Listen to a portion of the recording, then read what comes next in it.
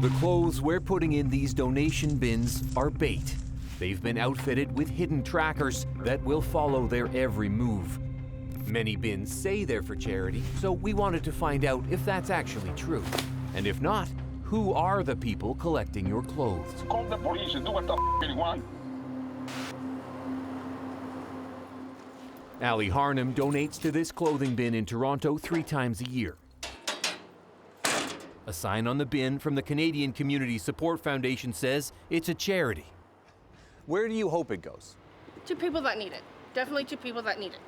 The charity side of this is very small. Kate Bain is the managing director of Charity Intelligence, a Canadian organization that researches and grades more than 800 charities across the country. I think that I'm putting money in a clothing bin and it's going to help a homeless person. You need to maybe have a cold shower and just sort of take a reality check. Bain says while there are bins that raise money for real charities, some aren't what they seem.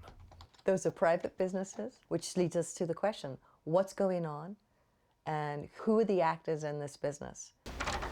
To get to the bottom of that, W5 producer Joseph Loyero and I made some of our own donations.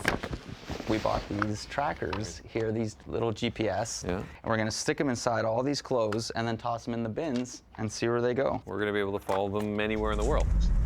W5 concealed and dropped trackers in donation bins across the Greater Toronto area and began tracking them.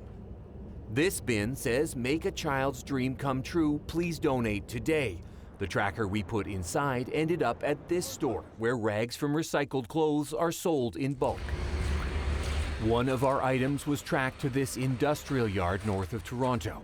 The bin was labeled as used clothing donation bin in support of local charities, but it didn't stay local. Neither did the tracker we put in this one.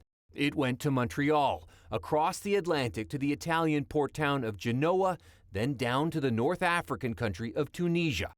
4 trackers in total landed there, 7,400 kilometers away.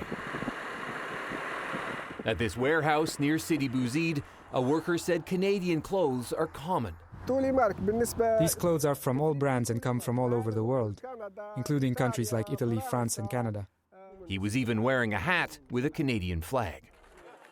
Last year alone, records from Global Affairs Canada show $181 million in used clothing was shipped overseas.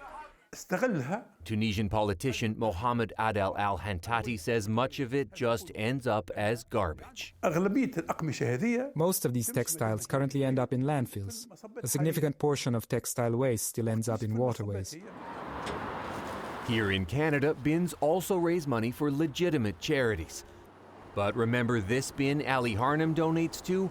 A tracker we put in that is one of the ones that ended up in Africa. And records say it had its charitable status revoked in 2018.